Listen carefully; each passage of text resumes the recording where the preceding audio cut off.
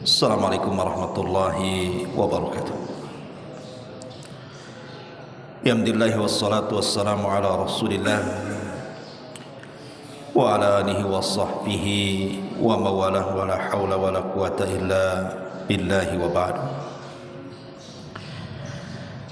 Alhamdulillah, di pagi hari ini, pagi terakhir kita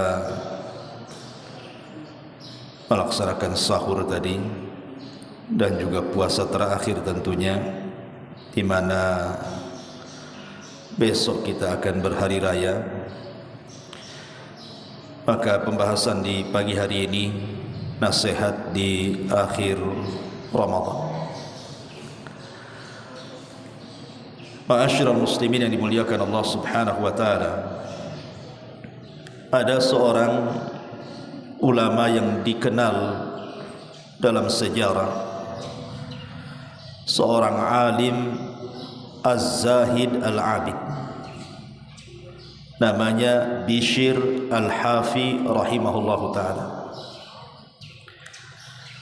Bishr al-Hafi rahimahullahu ta'ala mengatakan, inna qauman yata'abbaduna wa yajtahiduna fi Ramadan. Sesungguhnya ada beberapa kaum yang saat Ramadan mereka beribadah dan sungguh-sungguh melaksanakan ibadah. Tetapi setelah keluar Ramadan, mereka tidak sesemangat di bulan Ramadan dan tidak sesemangat ibadah di bulan Ramadan. Apa kata beliau? Bi'sal qaum, qaumun la ya'rifuna Allah haqqan illa fi syahri Ramadan. Maka seburuk-buruk kaum adalah kaum yang seperti itu. Mereka tidak mengenal Allah dengan sebenar-benar pengenalan kecuali di bulan Ramadan saja. Inna salihah alladhi yata'abbad wa yajtahid as-sanatu kullaha. Harusnya orang baik, orang saleh itu mereka beribadah dan bersungguh-sungguh as-sanata kullaha, dijadikan satu tahun itu semua Ramadan. Satu hari ada seorang laki-laki menemui Amirul Mukminin Ali radhiyallahu anhu, dan saat itu sedang berada di Idul Fitri. Fawajadahu yatanawal khubzan fihi hashuna, di mana Amirul Mukminin Ali radhiyallahu anhu mendapati di hadapannya itu banyak makanan, roti yang sangat enak sekali. Maka orang ini mengatakan, ya Amirul Mukminin, yaumu idin, hari ini hari Id, wa khubsun khashin, dan hari ini hari makan roti ataupun makanan yang lezat di hadapan kita. Maka Ali radhiyallahu anhu mengatakan, al-yaum idun man kubila siyamuhu wa qiyamuhu, idun liman ghufira dhanbuhu wa syukira sa'yuhu wa kubila amaluhu. Al-yawma lana idun wa ghadan lana idun wa kullu yawmin la ya'sillaha fihi fahuwa lana idun. Kata Ali radhiyallahu anhu, dia menasihati, hari ini yang sedang melaksanakan Id, yang sedang berbahagia di hari Id adalah orang yang diterima puasanya, orang yang diterima salat malamnya, orang yang diampuni dosa-dosanya, orang yang berkah semua usaha di bulan Ramadannya, dan orang yang diterima amalannya. Hari ini adalah hari Id, besok juga ada Id. Setiap hari ketika seseorang tidak bermaksiat kepada Allah Subhanahu wa taala, maka dia sedang melaksanakan Id. Lihat bagaimana nasihat Amirul Mukminin Ali radhiyallahu anhu. Karena umumnya masyarakat kita ini memahami Id itu hanya sebatas pakaian. hanya sebatas makanan, hanya sebatas jalan-jalan dan begitu seterusnya.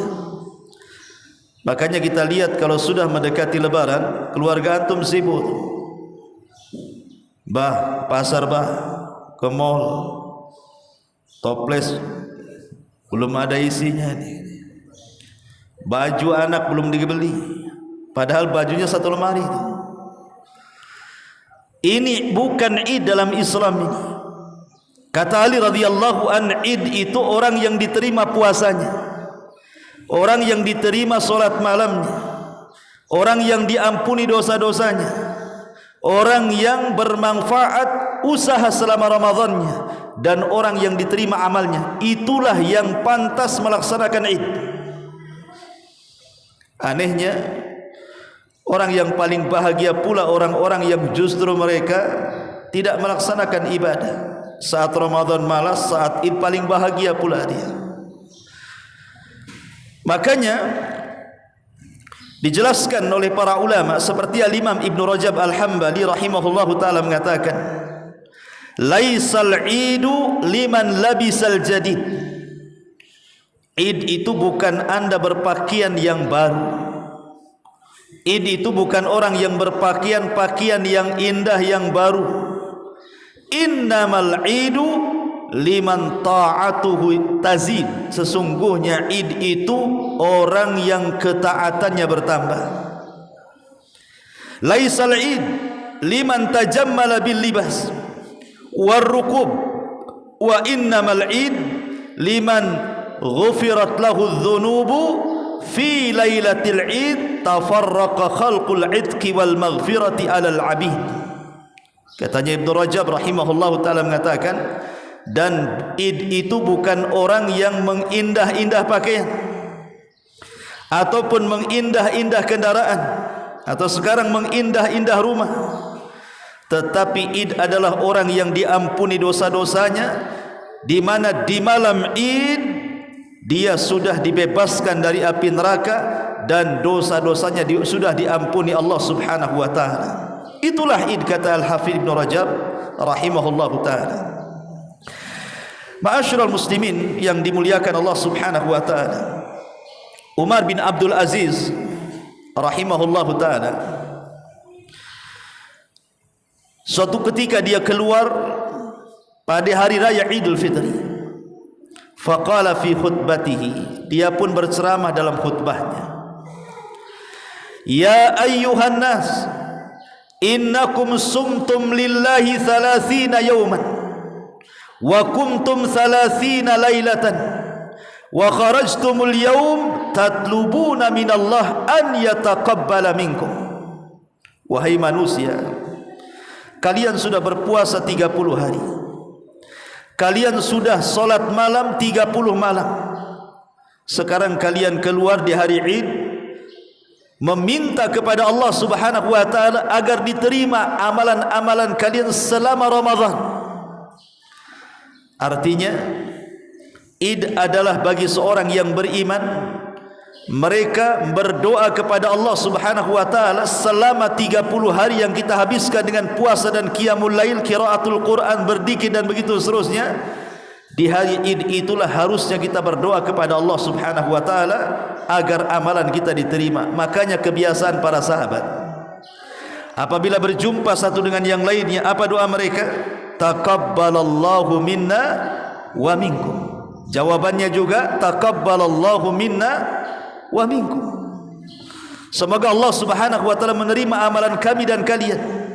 Maka yang menjawab juga sama, semoga Allah menerima amalan kami dan juga kalian. Itu harusnya disyiarkan. Justru doa yang seperti ini terkadang pula tidak disyiarkan, yang lain pula disyiarkan. Ma'asyiral muslimin yang dimuliakan Allah Subhanahu wa taala, Al-Imam Anas ibn Malik rahimahullahu taala, Anas ibn Malik rahimahullahu taala mengatakan, kullu yaumin yamurru 'alal mu'min wa la yaktubu 'alaihi dhanbun fa huwa yaumu 'idin. Setiap hari lewat padanya seorang mukmin, kemudian tidak dicatat padanya dosa, maka pada hari itulah dia sedang Id. Jadi Id itu adalah membersihkan dosa. Tapi apa yang terjadi hari ini? Justru ketika datang Id itu manusia seolah-olah keluar dari keletihan dia, kemudian bermaksiat kepada Allah Subhanahu wa taala. Berapa banyak coba saat Id terjadi ikhtilat di sana sini. Salaman yang bukan mahram. Belum lagi kemudian diagendakan pelesiran ataupun jalan-jalan ke pantai-pantai yang di situ tabarruj di mana-mana. Subhanallah. Sementara kita di bulan Ramadan mengharap ampunan kita diampuni oleh Allah Subhanahu wa taala, setelah Ramadan tiba-tiba melakukan dosa kembali. Itu bukan Id kata para ulama. Ma'asyiral muslimin yang dimuliakan Allah Azza wa Jalla, dari sini yang ingin saya nasihatkan. Lalu apa yang harus kita lakukan setelah Ramadan ini? Setelah Ramadan lewat kepada kita, apa sebenarnya yang harus kita lakukan? Yang pertama, berdoa kepada Allah Subhanahu wa taala, jangan sampai hati kita yang sudah terbiasa ibadah di bulan Ramadan tiba-tiba kemudian intikas. Intikas itu artinya berpaling, kesibukan Ramadan hanya sebatas Ramadan, luar Ramadan beda pula kemudian aktivitasnya. Dari sini Nabi SAW mengajarkan satu doa yang selalu dibaca Nabi SAW dari Ummu Salamah radhiyallahu anha. Nabi SAW suka berdoa kepada Allah, ya muqallibal qulub tsabbit qalbi ala dinik. Wahai zat yang membolak-balikkan hati, tetapkan hatiku di atas ketaatan dan agama. Minta seperti ini, jangan sampai dibolak-balikan. Yang tadinya rajin ibadah masuk pula kemaksiatan kepada yang bukan ibadah setelah Id. Ini yang pertama, minta agar hati kita jangan dibolak-balikan. Yang kedua, dawamut taubah. Teruslah meminta ampun kepada Allah Azza wa Jalla. Kalau Ramadan jelas malamnya malam ampunan, siangnya juga siang ampunan. Tanpa harus kita mengatakan Rabbighfirli, ya Allah ampuni dosaku. Ramadan itu sudah mengampuni dosa kita. Karena Rasul yang mengatakan man shoma ramadanan imanan wa ihtisaban ghufira lahu ma taqaddama min dhanbi. Siapa yang berpuasa di bulan Ramadan penuh iman dan mengharap pahala Allah, Allah ampuni dosa-dosanya. Artinya siangnya Ramadan itu siang ampunan, malamnya juga sama. Man qama ramadanan imanan wa ihtisaban ghufira lahu ma taqaddama min dhanbi. Siapa yang melaksanakan tarawih, qiyamul lail, salat malam penuh iman dan mengharap pahala Allah, Allah ampuni dosa-dosanya. Jadi tanpa kita mengatakan Rabbighfirli, ya Allah ampuni dosaku, malamnya siangnya semua sudah ampunan bagi kita. Tapi di luar Ramadan tidak demikian. Di luar Ramadan kalau kita ingin diampuni dosa-dosanya, minta ampun, bertobat kepada Allah Subhanahu wa taala, maka biasakan dawamut taubah. Kemudian yang ketiga, as-sabru 'alal mudawamah. Ini yang paling penting, sabar di dalam mempertahankan istiqamah. Jangan seperti firman Allah Subhanahu wa taala di mana Allah mengatakan kallati naqadat ghazlaha ba'da min ba'di quwwatin ankatha. Dahulu di zaman Nabi ada orang gila, ada seorang wanita kurang waras. Wanita ini memintal benang, merajut benang, dijadikan kain gitu ya. Jadi setelah dirajut sama wanita ini sampai cantiklah kain itu, sudah selesai, ditarik lagi benangnya, kemudian amburadul lagi rajutannya. Maka Allah Subhanahu wa taala mengatakan kallati naqadat ghazlaha, seperti wanita yang kemudian menarik rajutannya sehingga rusak kembali, mim ba'di quwwatin ankatha, padahal sudah dirajut sedemikian rupa.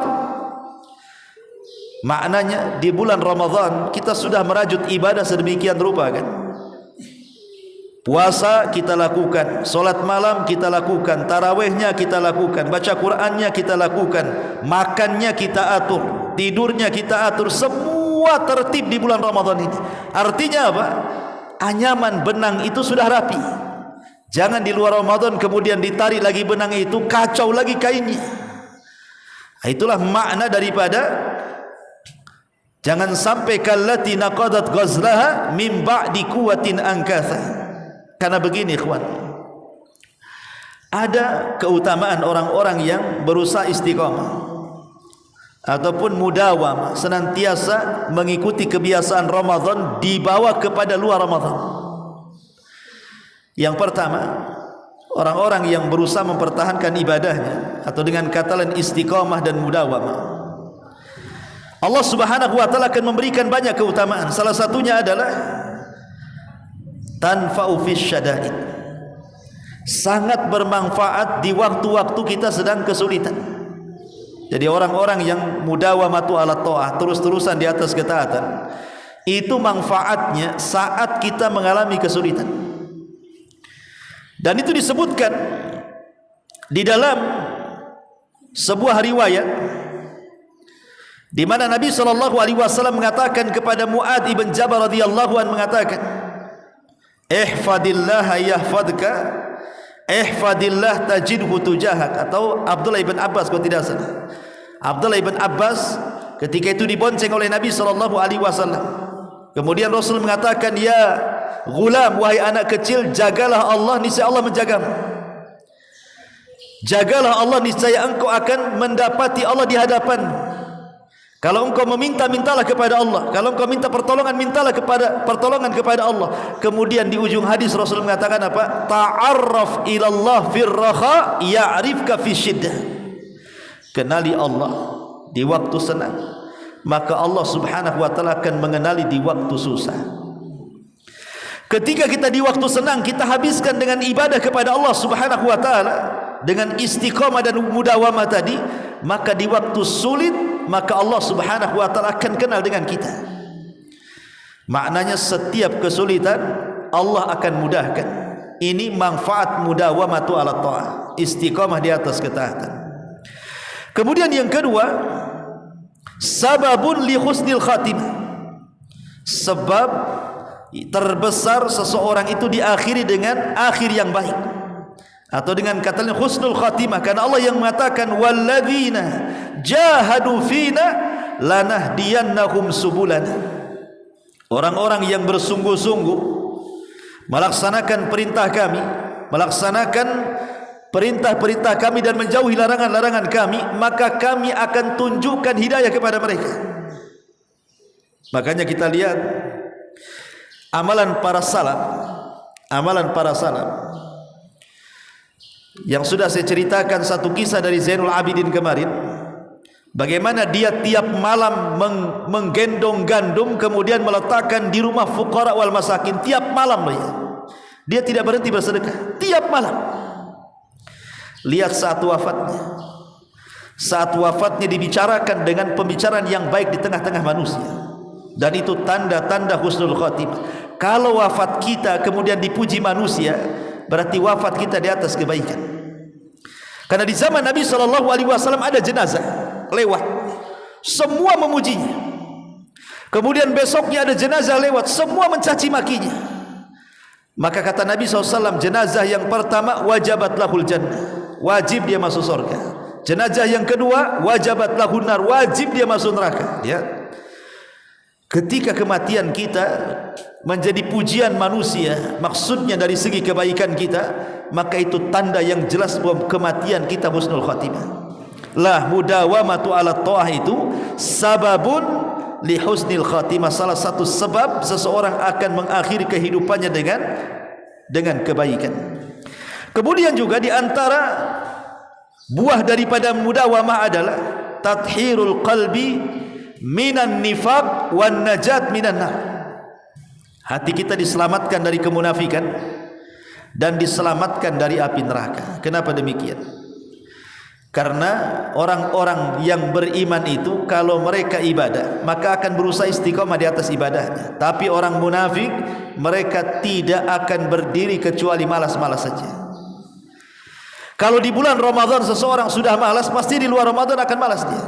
Dan begitu seterusnya. Karena di bulan Ramadan ini kan semua musim kebaikan berkumpul di situ. Kalau seandainya di bulan Ramadan seseorang tidak bisa mengambil manfaat, maka di luar Ramadan jangan harap Anda bisa mengambil manfaat.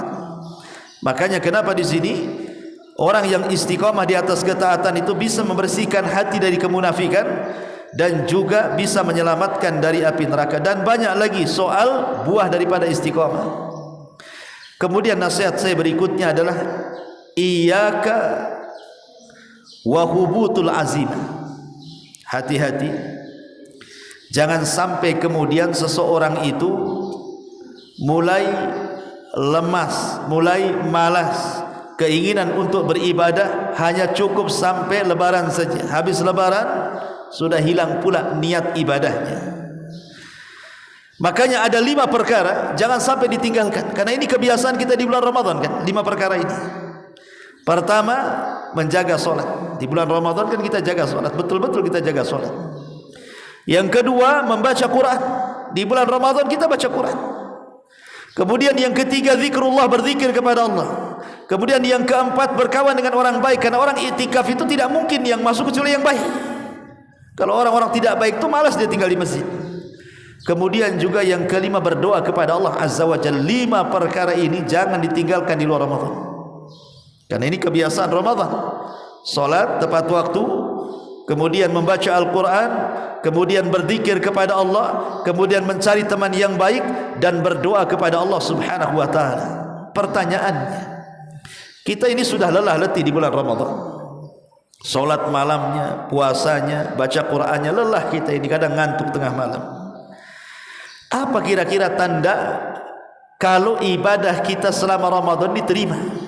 Adakah tanda-tandanya kalau ibadah kita ini diterima selama Ramadan ini? Ma'asyiral muslimin yang dimuliakan Allah Subhanahu wa taala, kata para ulama, tanda diterima ibadah kita di bulan Ramadan adalah taghayyurul ahwal ila ahsani halin. Taghayyurul ahwal ila ahsani halin. Ketika keluar Ramadan, kondisi kita jauh lebih baik dibandingkan Ramadan.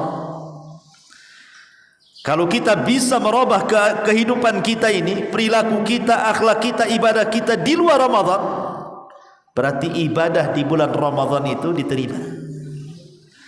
Tapi kalau setelah Ramadan, di bulan Ramadan Masya Allah gitu ya, ijtihad ibadah kita luar biasa, sampai di luar Ramadan malas-malas lagi, ulama mengatakan bahwa ini tanda ibadah kita tidak diterima.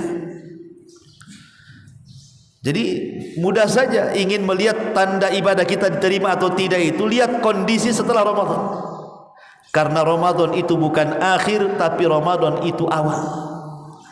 Ramadan itu awal, ikhwan. Ibaratnya kalau kita ini sekolah, Ramadan itulah sekolahnya.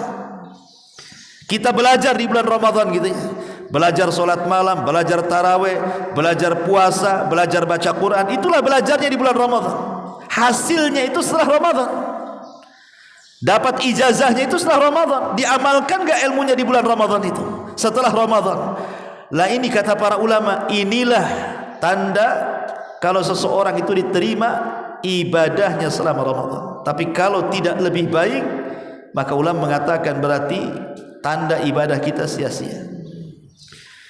Kemudian ulama mengatakan bahwa wa'bud rabbaka hatta ya'tiyakal yakin. Sembahlah Allah sampai datang kepadamu sebuah keyakinan, maksudnya kematian. Imam Ahmad ibn Hanbal rahimahullahu ta'ala pernah ditanya, mata yajidu al-abdu ta'mar raha. Imam, kapan sih seorang hamba itu istirahat? Istirahat tidak solat, istirahat tidak puasa, istirahat tidak baca Quran, pokoknya istirahat ibadah. Kapan orang itu istirahat? Kok masih saja kita disuruh untuk solat, disuruh untuk puasa, disuruh untuk baca Quran? Kapan sampai kapan ini istirahatnya? Maka kata Imam Ahmad, inda awwali qadamin yadauha fil jannah. Kalau anda istirahat, kata Imam Ahmad, maka istirahatlah ketika kedua telapak kaki kita menginjak surga. Baru istirahat. Kalau di dunia mana bisa istirahat? Makanya Al-Hafidh Ibn Hajar rahimahullahu ta'ala ketika menjadi qadi Mesir, Al-Hafidh Ibn Hajar ma'ruf ya, pengarang kitab Bulughul Maram, Fathul Bari, banyak karya-karyanya. Suatu ketika dia jalan-jalan ke pasar. Namanya dia seorang qadhi kerajaan. Kan qadhi kerajaan kan dimuliakan, ikhwan. Dikasih kendaraan dari kerajaan, dikasih pakaian yang megah dari kerajaan, dikasih gaji tetap dari kerajaan, hidupnya dimuliakan karena dia qadhi, seorang hakim kerajaan Mesir. Berangkat dia ke pasar, entah mau membeli sesuatu. Yang namanya seorang ulama besar plus juga dia qadhi Mesir, manusia ini berjubel menghormati beliau. Orang pasar itu sampai keluar semua, ingin nyalami Imam Ibnu Hajar Al-Asqalani ini. Rupanya di pojok pasar ada orang Yahudi. Yahudi ini miskin. Sudah Yahudi miskin lagi. Jadi orang Yahudi miskin ini melihat bagaimana ada orang pakai kendaraan bagus, pakai baju bagus, dihormati orang. Kata Yahudi miskin ini mengatakan, siapa itu katanya. Maka kawannya yang muslim sebelahnya mengatakan, wailaka, celaka engkau, dia adalah imam kami, dia adalah ulama kami, dia adalah qadhi kami, dia adalah hakim kami, dialah Ibnu Hajar Al-Asqalani. Kata Yahudi miskin ini mengatakan, bisa enggak aku pertemukan dengan dia katanya. Maka seorang muslim mengatakan, bisa kalau kau mau. Dia bukan orang yang dianggap sombong oleh kamu. Kapanpun dia berjumpa, kau bisa berjumpa. Akhirnya diantarkanlah orang Yahudi miskin ini menghadap Al-Imam Ibnu Hajar Al-Asqalani rahimahullahu ta'ala. Tiba-tiba seorang Yahudi kere miskin ini ngomong pula di hadapan Ibnu Hajar dan mengatakan, apakah anda Ibnu Hajar? Kata Imam Ibnu Hajar, ya saya Ibnu Hajar. Baik, saya akan bertanya kepadamu. Kemudian dia mengatakan, ya Imam, saya pernah mendengar satu sabda nabimu, bahwa nabimu mengatakan, ad-dunya sijnul mu'min wa jannatul kafir. Dunia ini penjara bagi orang yang beriman, tapi sorga bagi orang kafir katanya. Kalau menurut saya ucapan nabimu ini tidak benar. Kata Imam Ibnu Hajar, bagaimana kau katakan tidak benar?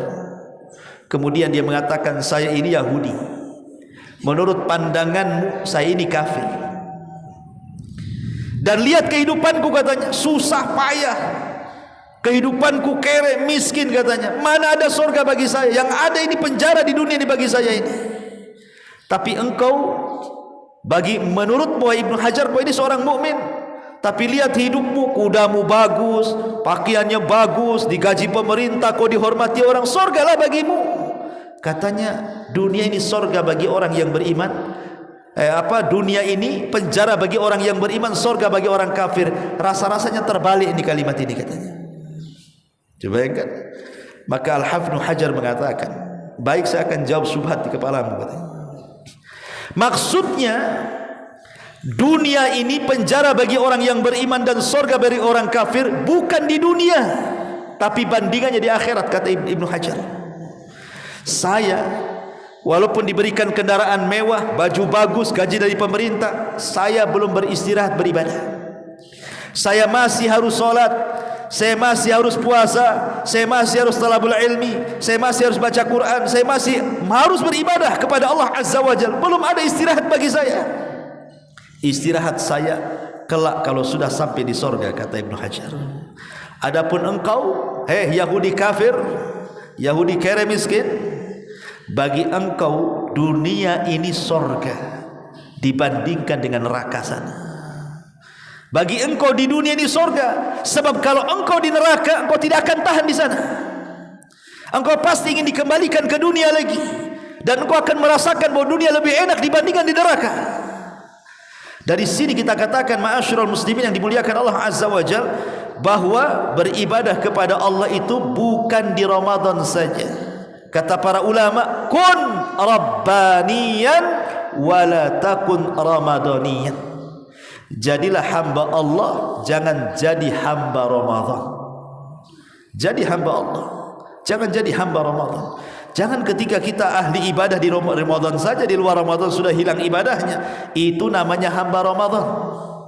Tapi kalau hamba Allah tidak mengenal Ramadan, tidak mengenal luar Ramadan. Wa'bud rabbaka hatta ya'tiyakal yakin. Sembahlah Rabbmu sampai datang kematian. Ma'asyiral muslimin yang dimuliakan Allah Subhanahu wa taala. Dari sini ada lima perkara yang harus kita pahami. Setelah Ramadan yang harus kita pahami adalah 5 perkara. Yang pertama sudah saya sebutkan, berdoalah kepada Allah agar jangan sampai hati kita ini dibolak-balikan yang tadinya semangat ibadah di Ramadan menjadi lemas di luar Ramadan. Yang kedua, sebagaimana di luar Ramadan, sebagaimana kita di dalam Ramadan, kita akan melaksanakan ibadah bermacam-macam dalam satu hari kan. Siangnya kita puasa, malamnya kita qiyamul lail, malamnya kita baca Quran, kadang sedekah dan begitu seterusnya. Di luar Ramadan satu hari ini kita bisa mengumpulkan banyak ibadah kan? Lah biasakan mengumpulkan banyak ibadah ini, lakukan juga di luar Ramadan. Satu hari Nabi mengumpulkan para sahabatnya. Kemudian Nabi SAW mengatakan dan bertanya dalam riwayat Abu Hurairah radhiyallahu an, man atba'a minkumul yawma janazah. Siapa di antara kalian yang hari ini mengikuti jenazah orang mati? Tidak ada yang berdiri kecuali Abu Bakar. Saya wahai Rasul. Kemudian Rasul bertanya lagi kepada para sahabat, man at'amal yawma minkum miskina. Siapa di antara kalian yang hari ini memberi makan fakir miskin? Tidak ada yang berdiri kecuali Abu Bakar. Saya wahai Rasul. Kemudian Rasulullah SAW bertanya lagi, man ada minkum al-yawma maridan. Siapa di antara kalian yang hari ini mengunjungi orang sakit? Tidak ada yang berdiri kecuali Abu Bakar. Saya wahai Rasul. Kemudian kata Nabi SAW, dia bertanya lagi, siapa man asbaha minkumul yawma sha'ima. Siapa yang hari ini berpuasa di antara kalian? Tidak ada yang berdiri kecuali Abu Bakar. Saya wahai Rasul. Lihat, dalam satu hari Abu Bakar mengumpulkan 4 ibadah. Dia memberi makan fuqara wal masakin, dia mengunjungi orang sakit, dia mengikuti jenazah orang mati, dia juga berpuasa pada hari itu. Satu hari dia kumpulkan banyak ibadah tuh. Kata Nabi SAW, man majtama'na fimri'in illa dakhalal jannah. Tidaklah 4 perkara terkumpul dalam satu hari pada seorang mukmin dipastikan masuk surga dia. Tidaklah 4 perkara terkumpul pada seorang mukmin dipastikan masuk surga, kata Nabi. Maknanya di sini, kalau di bulan Ramadan kita bisa mengumpulkan ibadah banyak dengan berbagai macam ibadah di bulan Ramadan, maka biasakan itu juga di luar Ramadan. Kemudian yang ketiga, ta'alluq bil masajid. Di bulan Ramadan sedikit-sedikit kita datang ke masjid. Sedikit-sedikit datang ke masjid karena harus ada tarawih, ada i'tikaf, baca Quran. Pokoknya luar biasa. Keterkaitan hati kita dengan masjid itu di dalam Ramadan luar biasa. Bahkan orang yang tidak pernah ke masjid jadi ke masjid loh. Orang 1 tahun dia enggak pernah ke masjid, tapi kalau Ramadan ikut dia tarawih. Sampai ada masjid itu tidak muat saking banyaknya, sampai ke jalan-jalan. Artinya bahwa kalau di bulan Ramadan betul-betul hati kita terikat dengan masjid, maka keterikatan hati kita dengan masjid lakukan juga di luar Ramadan. Karena Nabi SAW mengatakan, sab'atun yudhilluhumullahu fi dhillihi yawma la dhilla illa dhilluh. Ada 7 kelompok yang akan mendapatkan naungan di hari yang tidak ada naungan kecuali naungan Allah. Salah satunya adalah rajulun ta'allaqa qalbuhu fil masajid. Seorang laki-laki yang hatinya terpaut dengan masjid. Kemudian yang keempat, at-tatallu ila ma indallah minan na'imil muqim. Biasakan seseorang itu mengingat-ingat nikmat Allah yang kekal, maksudnya surga. Karena selama Ramadan kita diingatkan dengan surga, karena Ramadan dibukakan pintu surga kan. Kata Rasul, idza ja'akum Ramadan futihat abwabul jannah. Apabila datang bulan Ramadan kan pintu surga dibuka. Artinya di bulan Ramadan kita diingatkan dengan surga.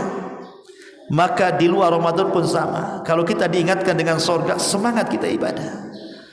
Kemudian yang terakhir, jangan meluaskan di luar Ramadan dengan perkara-perkara mubah, apalagi yang haram. Di dalam Ramadan kan kita sudah ditarbiyah kepada puasa itu. Puasa itu seseorang tidak boleh makan padahal makan itu halal, mubah. Seseorang tidak boleh minum padahal minum itu halal dan mubah. Seseorang tidak boleh mencampuri istrinya padahal istri itu halal dan mubah kan? Tapi dilarang itu perkara-perkara mubah di bulan Ramadan itu. Maka perkara-perkara yang mubah saja dilarang di bulan Ramadan, apalagi yang diharamkan. Maka keluar Ramadan jangan disibukkan dengan perkara-perkara mubah, apalagi yang haram. Karena kalau sudah orang masuk masuk Idul Fitri ini sudah nampak tuh. Ya. Makan itu sudah tidak lagi terkontrol kan. Kalau Ramadan kita lihat pas berbuka kan, kadang-kadang makan kurma atau mungkin gorengan 1-2 saja sudah kenyang kita. Tapi ketika Idul Fitri, semua dimakan. Karena setiap bertamu ada toples di depan kita. Nanti ketamu ke rumah ini ada toples lagi, ada toples lagi. Terkadang bawa kresek pula gitu ya. Artinya di sini ikhwatu fiddin, kalau perkara-perkara mubah saja bisa melalaikan ibadah, apalagi yang haram. Maka berdoalah kepada Allah Subhanahu wa taala agar ibadah kita diterima, karena 6 bulan setelah Ramadan para ulama menangis berdoa kepada Allah Azza wa Jal agar ibadah mereka di bulan Ramadan diterima oleh Allah Subhanahu wa taala. Subhanaka bihamdika asyhadu an la ilaha illa anta astaghfiruka wa atubu ilaik. Allahu ta'ala. Assalamualaikum warahmatullahi wabarakatuh.